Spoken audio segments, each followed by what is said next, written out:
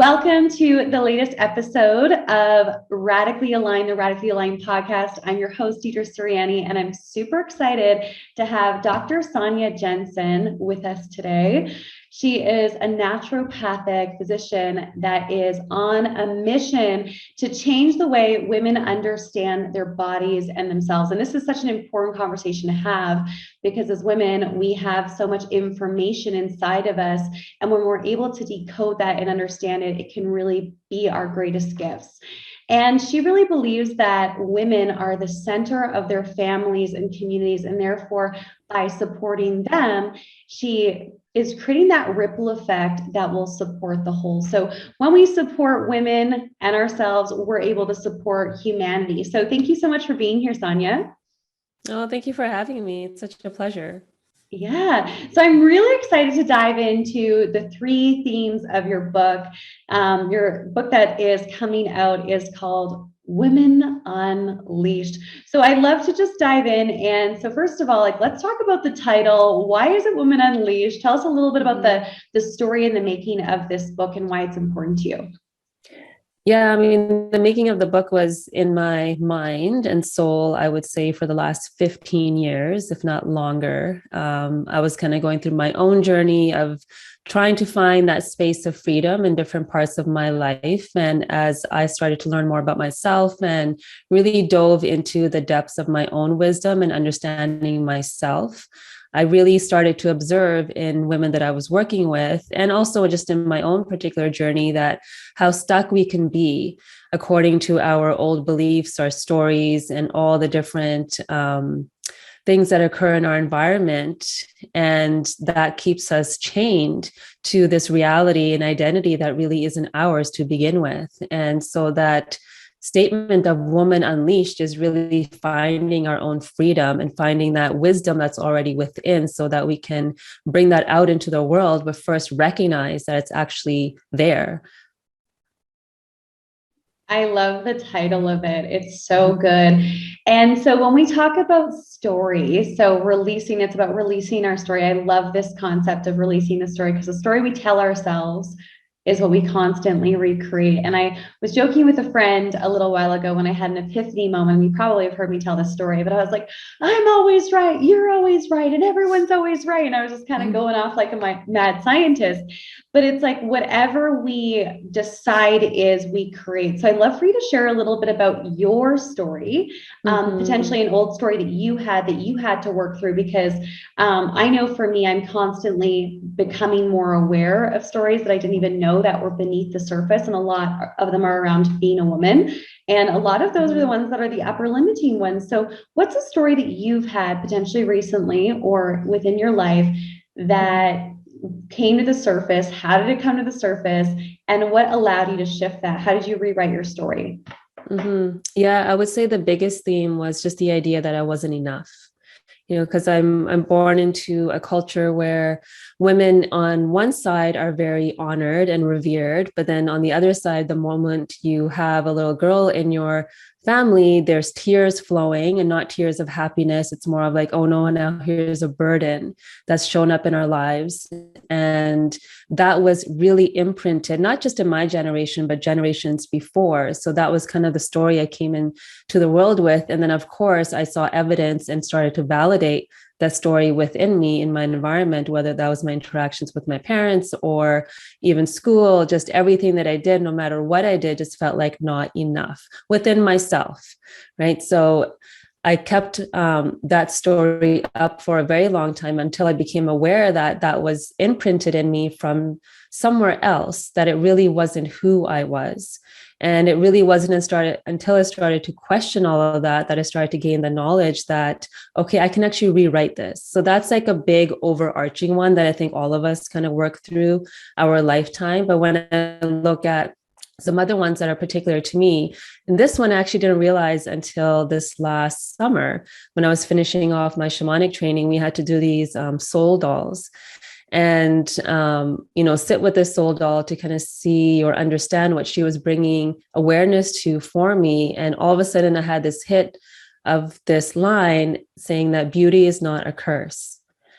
And I didn't realize that my whole life that I was feeling like beauty was a curse, because I went through a period of time where I was going through anorexia. I didn't want to be here anymore. I was being labeled, because of the way I looked, that I would achieve certain things, or people only were close to me because of the way I looked, and I didn't have any other value to bring to a conversation or into the world. And I really started to believe that. But in my conscious mind, of course, I don't believe that. Of course, I know I have other value and I can do all these amazing things. I became a doctor. I did all this. And, again, those two are different identities that we attach to ourselves. But I didn't realize how much this other one was impacting how I was navigating my world. And the moment that showed up, I was like, oh, when you get that aha moment of like, wow, that was such a deep rooted belief that I've had, that this is a curse and not a gift.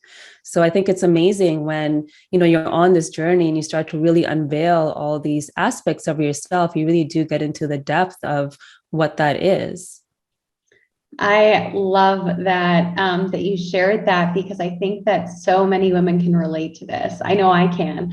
So you said that beauty is not a curse. One of the stories that I had from past trauma in my life was I wanted to hide. I wanted to cover up. I didn't want to be seen as desirable because I had so many layers of shame around it. And my fundamental belief system, and this came up recently, within the last year, when I was doing my certification program for coaches, and I was the person going through the process, and it's all about transparency. And this hit was like, something is wrong with me. And that was a fundamental belief system. So as we're just showing up for life, I guess, that stuff can so get in the way. And it's like, being beautiful is not a curse. And so how did that shift your reality for you when that came to the surface? And then how did you consciously shift that within your day-to-day, or did it just move away on its own? Yeah, I started to ask myself, like, what is beauty? I started to kind of define that within me, and recognizing how I defined it and how I thought the world defined it. So kind of discerning where the stories were coming from. And then when I would have moments, and this could be a simple moment with my husband. I mean, Nick, and this guy tells me I'm beautiful every day, which is great. And I got into this pattern of like, of course you think that about me because you're my husband, or do you really think that about me? Are you just saying that story? I had these questions in my mind all the time. And so I started to change my response to that because I couldn't receive it. I also think as women, we're not good at receiving when somebody is honoring us because of our stories and the way that we perceive ourselves. So I've started to say thank you instead of like mumbling and just kind of looking away or not honoring that here's this person that I love that is honoring me in different ways. And so I really started to receive that a little bit more, and then recognizing how I navigate my world when it comes to the definition of beauty, and recognizing that it's not about the external, which we know consciously, but if subconsciously there, like you were talking about before, if there's been shame, if there's been trauma, like I had an experience when I was quite young that, created a bit of a hole in my soul, I would say. And I think the relationship to that and beauty was connected for me, that because of the way I looked, this happened. So when I started to recognize that that is not the curse, that is not why something like that happened, I started to heal that from a very different angle than I've ever discovered before. So I think it's just, I'm now able to look at myself and recognize that there's beauty there. Whereas before I couldn't really do that. I don't think I even looked at myself in the mirror unless I'm putting eyeliner on. I wouldn't really just look at myself. And now I've made it a daily practice.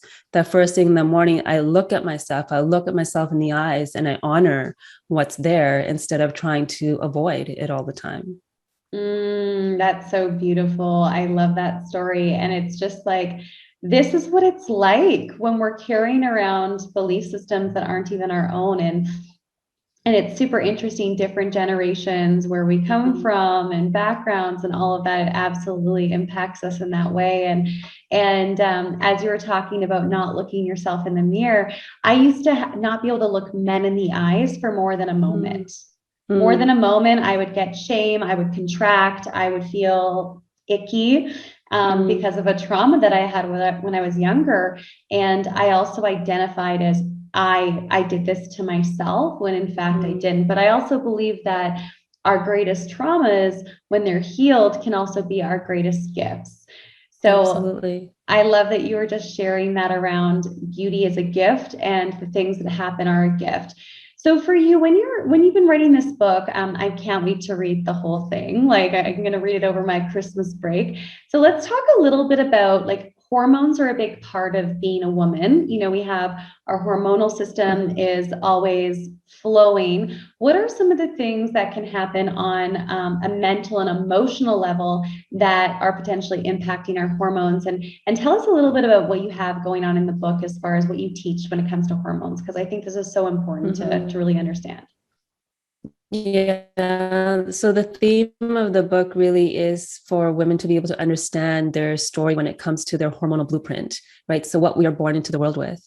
Like there's been research done or studies done on Holocaust survivors, and that we've seen that their children are born with adrenal fatigue because of the amount of stress that they had to suffer and deal with. So if our foundation, so depending on our mom's story, depending on our grandma's story, because ours is actually written in the womb of our grandma, because we are already being produced in the womb of our mother, right? So there's just so much going on already intergenerationally that we carry those stories along with us. And that's going to dictate our foundation for our hormones as we're growing up. So as we're moving into puberty, like what things are going to impact how much of a certain hormone that we have. So different stresses are in our environment, whether that's toxic stress, chemical stress, or emotional stress. And if there's a lot of emotional stress in an environment, maybe it's not even ours, maybe it's what we've been observing in our environment, our brain starts to look around to see what's safe and what we need to run away from, what we need to distract from. So our amygdala, which is that emotional center, is the one that's being nurtured in those beginning years. It really isn't until age 25 that our frontal lobe, that our logical brain is actually like ready, set, go, and able to discern information well. So before that, it's all about the limbic system. It's all about that emotion. So the amygdala and the hippocampus, where we store memory, they're kind of talking to one another like, okay, when this happens, it feels this way. I don't like it. It's going to disrupt my survival. So I'm going to do whatever it takes to survive. So we start creating these circuits that tell the hormonal system to produce our stress hormones rather than the hormones that help us thrive, like progesterone, estrogen, and testosterone. Those are the hormones that are for reproductive system. Those are the hormones that are anti-anxiety, antidepressive, that regulate a woman's cycle. It's our connecting hormones that connect us to the moon and into our body and into the wisdom. They take a back seat because your primary objective is to survive. So now your adrenaline, your cortisol, all these other hormones that the body needs to run away from the danger are active. So when we've created that pattern in our minds, later on in life, there could be different triggers. There could be a conversation, something we watch, a smell, anything that reflects that other experience or that moment is going to activate that cycle. So then we learn about pattern disruption, how we can disrupt that so we can actually support these other hormones. So different things start to show up. So I created these 3 archetypes, I guess, in the book. So one's the damsel, one's the duchess, and one is the diva. And these can be different roles that we might play in our lifetime in order to stay safe. So for example, the duchess is the one that gets it done, right? She's got her schedule ready. She knows exactly what she's doing the next day. She's super organized. She's like type A personality. She's probably like a CEO of some corporation and is doing amazing work, right? So there she is. And the reason why she can do all that, because she needs to stay busy. Because if she doesn't stay busy, then there's going to be time in her emotional body and her mental body to bring up some of those emotions that maybe were suppressed or maybe weren't honored or maybe are really scary to navigate and look at. But the more she goes down this other path, the more her adrenals get burnt out. Maybe her menstrual cycle isn't, where it's supposed to be. It's probably irregular. So now she has to be on some sort of birth control to regulate that. She's usually the one that has insomnia. So everything's really contracted in her body. And then you have the damsel. So this is the woman that, kind of sees everything as like half empty, right? So the glass isn't half full, it's half empty.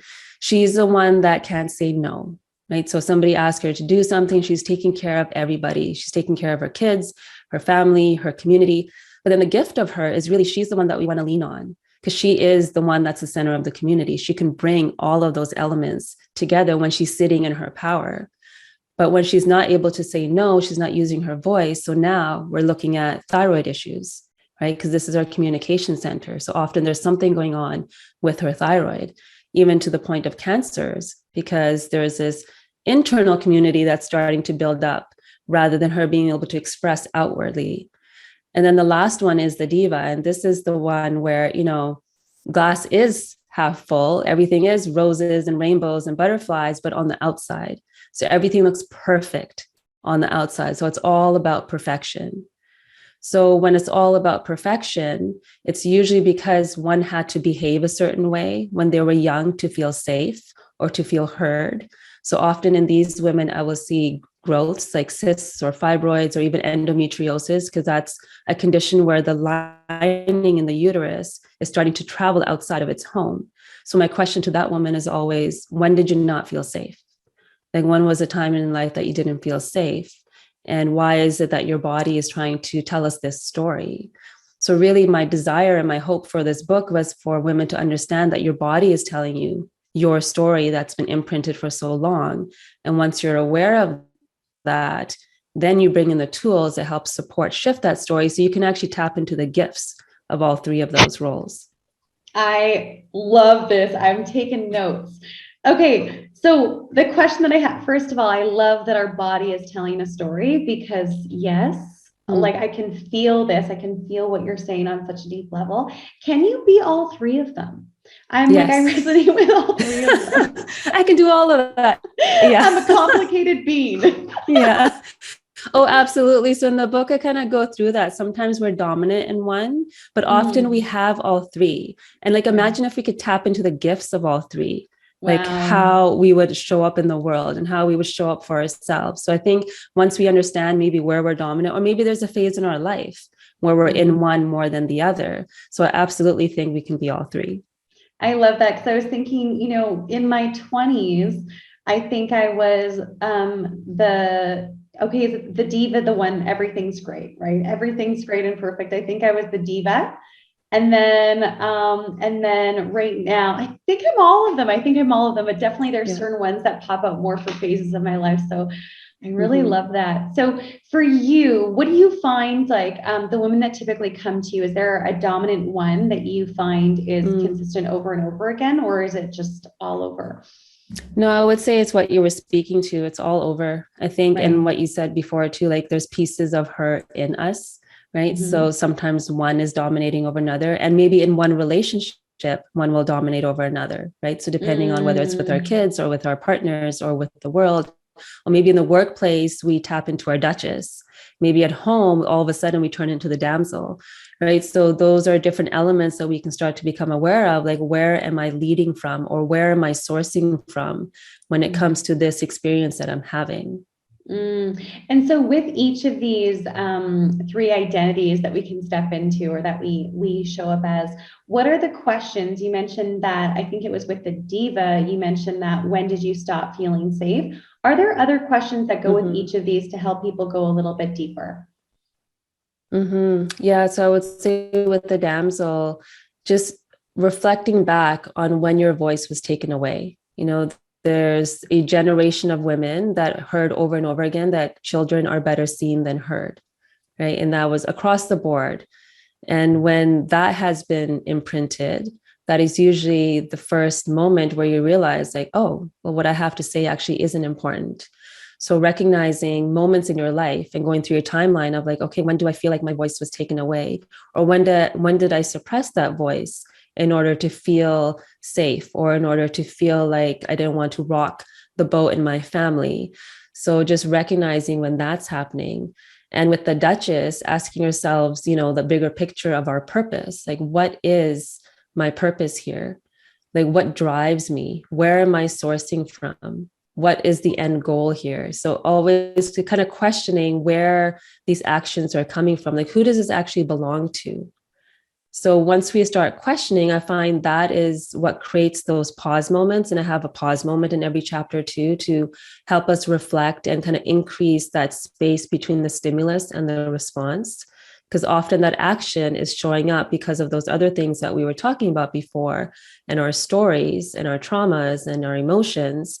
So before we can elicit that response in that brain with the amygdala and that sympathetic drive, if we can create more space in that pause by questioning that moment and that thought and that desire for a certain action, then I feel like we can start to really observe and hover over this triangle of disconnect that I call, that we get stuck in when we're in these roles and in their polarity that actually keeps us stuck, rather than the polarity that, allows us to use the gift of each one.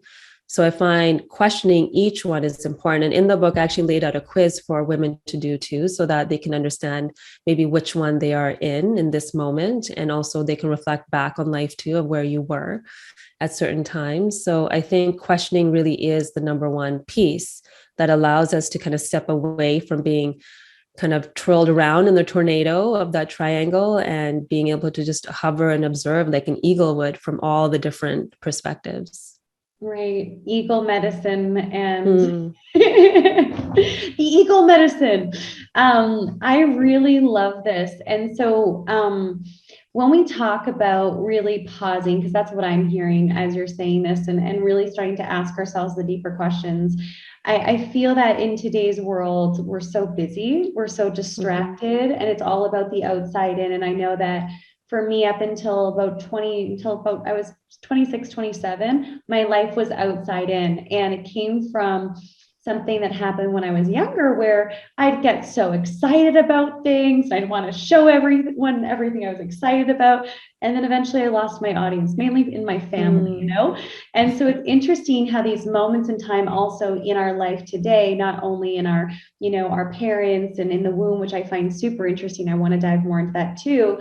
That can leave an imprint of like, oh, it's not safe to be myself, or I have to go and reference the outside in. So when we talk about living from the inside out and asking ourselves these deeper questions, what are some of the practices? Because I know you're into Kundalini yoga, you do so many different things. What are some of the practices that you do on a consistent basis that really helps you stay grounded and connected to your body and the story that your body is telling you?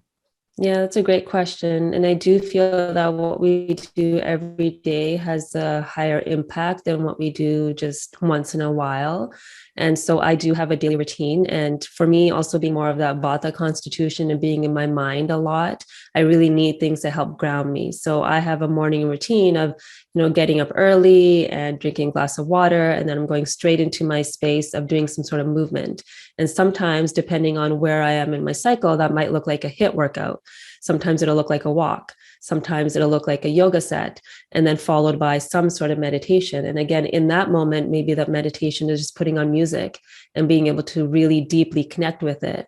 Or it's an actual meditation and using mantra and mudra to help support maybe changing that pattern that's been developed over the years. Sometimes the meditation is just walking in nature. So for me, that is like key to help me feel in my body. Or else, like you were saying, we can start the day and all of a sudden there's so much noise in our environment that we get pulled in so many different directions that it's easy to lose our anchor and our center. So when I start my day off with this routine, it just helps support that. And I've come to a place now, it doesn't have to be an hour, it doesn't have to be 2 hours, it could be a few minutes, right? But it's a reminder of that feeling of like, okay, I'm sitting here with a cup of tea. That in itself is meditative for me. So that's a reminder of what my center feels like. So when I started on this journey, I had to be a bit more disciplined.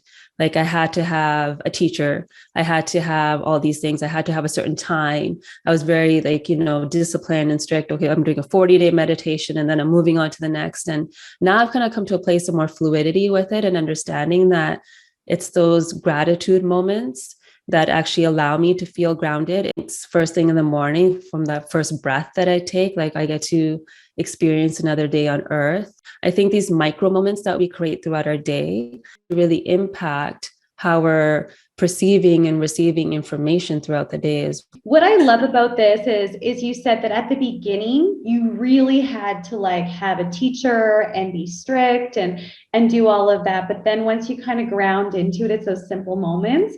One of the things that I do every single day is I do an intention, I do some journaling, I do my Akashic records clearing, and I have a bunch of like other small rituals, but it's what feels good in the moment. But I really feel like it's about doing something consistently to connect to yourself. And if you're telling yourself, I don't have time or I'm too busy, that is when you actually need to take things off your calendar to make time.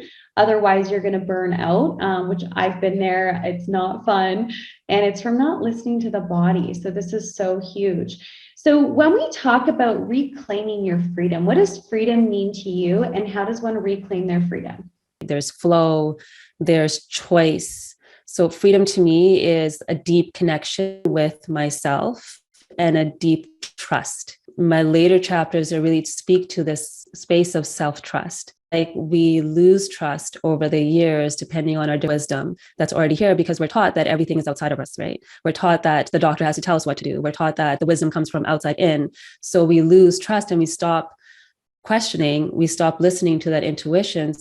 So when we start to build that trust, through even those daily routines that we were talking about, those simple things start to create more of that self-trust. And when we start trusting, I feel like that's where we gain freedom.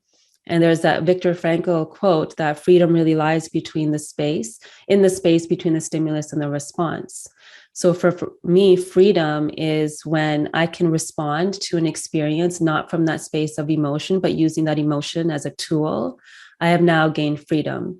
I am now not locked in the chains of society or that moment or that individual that maybe is triggering something inside of me, but instead I'm able to reflect and know what my experience in that moment is and how I'm responsible in that moment. So I feel like that for me is true freedom, is true trust within yourself. I love that. And it's also about like trusting yourself, because when you trust yourself, no matter what happens, you know that you're going to have your own back. And then also the piece on trigger, it's like, we're always triggering things so that we can heal, expand, and grow, and also discern. And it also, the piece around choice is so big. Like, I am so happy you said the word choice, because we always have the choice. And I know that for me, anytime I've been in a space of victim or disempowered or feeling like tied down or stuck, it's because I've forgotten that I have a choice. And so thank you for sharing that. That's so huge and powerful. And I can't wait to read your book. So as we start to wrap things up, Sonya, where can we get your book? We're going to add all your links and everything into the show notes. And is there anything else that you really want to share or teach today before we complete today's episode?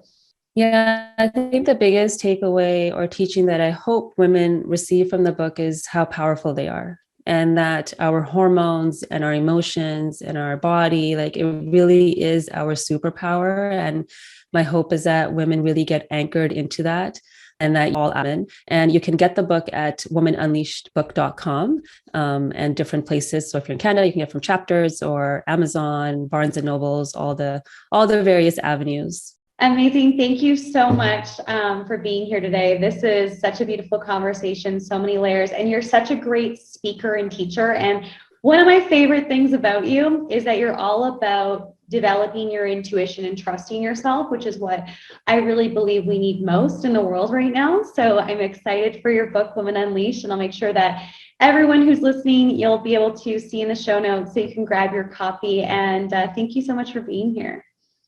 Oh, thank you for having me. I love our conversations. Me too.